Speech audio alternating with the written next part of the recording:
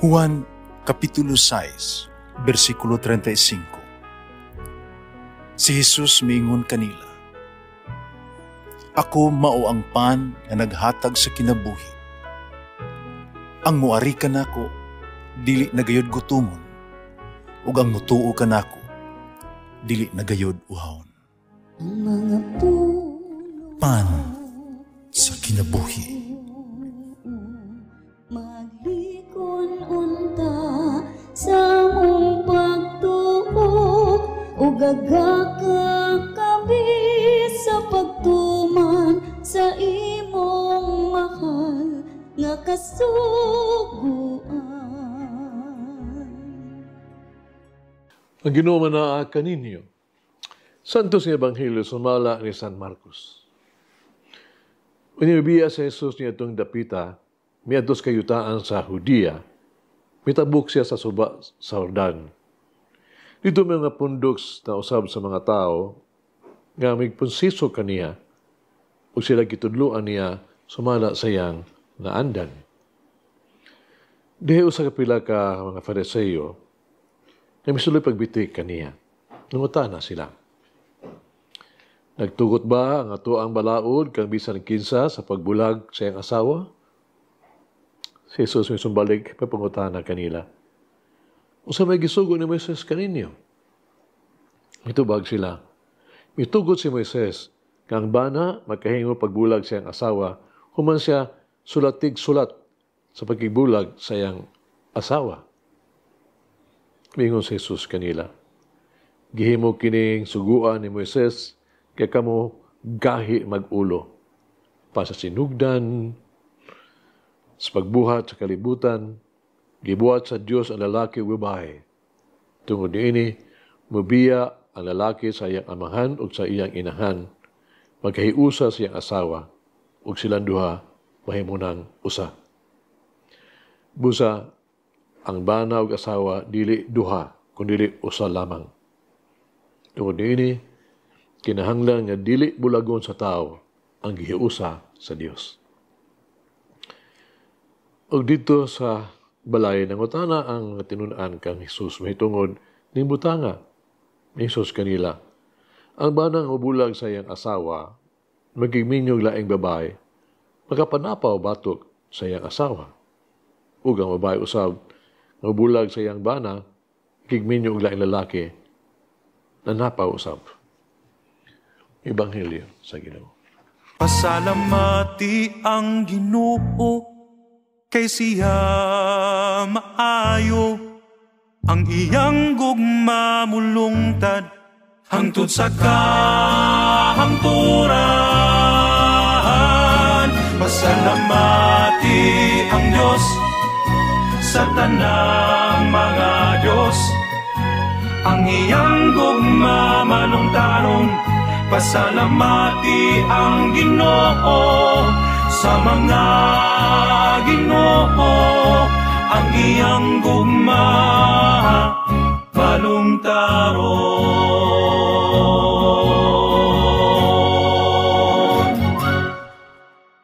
Ipadayag ni Jesus sa bersikulo na ito nabasa ka Biblia karon. Kini mga pulong nga busa, dili na sila duha kundi usa lamang kalawas. Busa kung unsa ang giusa sa Dios, no? Walay tao nga kinahanglan nga mabulag diini. Verse 8 and 9. Atong ipunteng karon ato ang mamalandong bahin sa kaminyoon. Tunitulo ka buta nga angay natong hunahunahon Dios kaminyoon.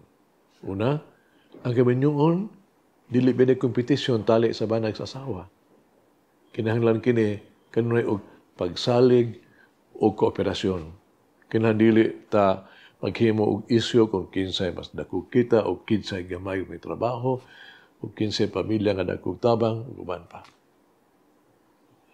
Ikaduha, ang kaminyoon usa ka presensya. No? Ang kaminyoon kinahanglan matukod diha sa gugma. Apay gugma sa usa ka sisig usa kinahanglan anaa gyud sa maong tao na presence of each other, the available to each other. May gugma usa ka tao sa tao maong baton og panahon alang sa minahal, pagkana kanunay, alang sa minahal na sa panahon sa panginahanglan sa isig usa. O sa katapusan, kailan natong hinungduman kanunay, ang Dios, maubiyang nagbugna sa kaminyoon. Gibuot o gipili niya siya isip imong kapikas sa tibuok nimong kinabuhi. Busa pasalamati kanunay ang Dios sa paghatag kanimo aron mahimo kang asawa. Salamat sa Dios aron kaniya mahimo kang iyang bana. Kanunay untang muhangad kita sa Dios. Uban po salamat. Uban sa pagpasalamat sa isig usasan. Napita kanunay ang Dios sa inyong kinabuhi, sa imong panimalay. Sugalan nung kineso sa kabana, sa magtiayon ba? Kasi napunos lang katuig nga minyo. Parang asawa, nag-antos pag-ayo sa iyang bana. Usagi, abusahan siya siyang bana. Wala siya tritaha, isip asawa ba? Gaminusa siya pagkatao. Itong kailig ang asawa, magwa may kapaagan niya iyang bana, no? Malapuson kayo, edukado, career person. Ganit, ang ba naman naulaw ba siya bani siyang asawa? Iya siyang, maltreated, pagkaulawan usahay. Pero tungkol sa ka-aksidente, nabuta ang bana.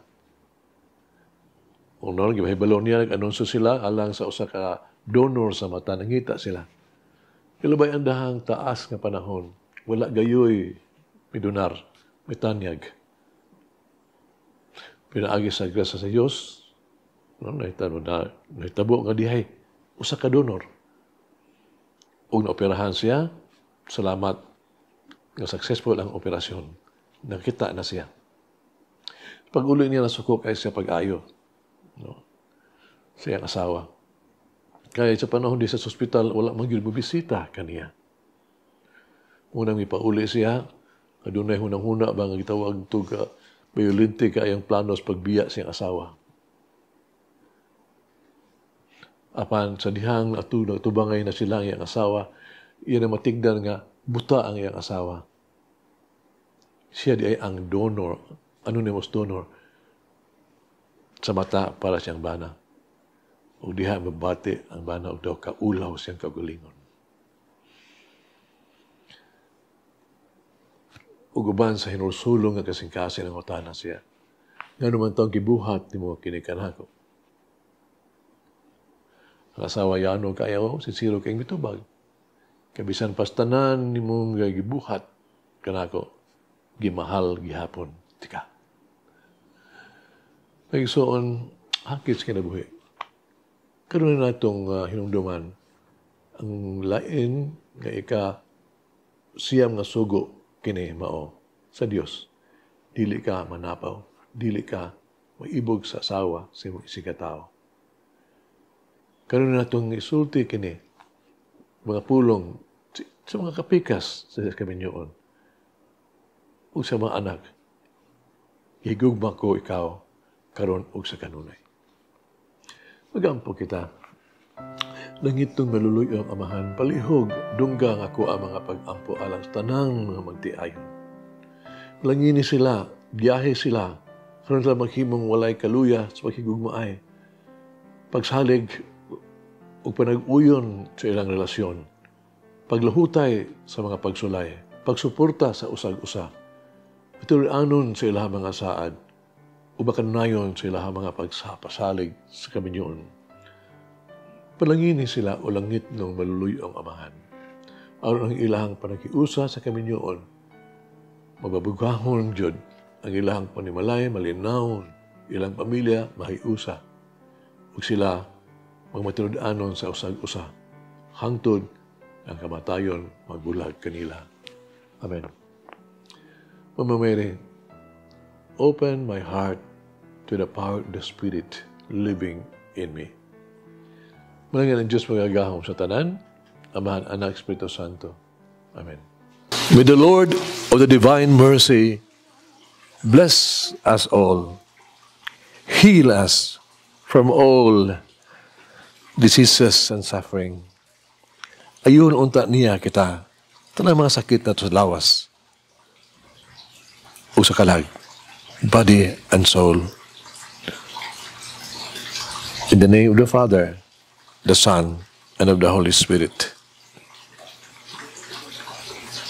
Jesus, I trust in you. Amen.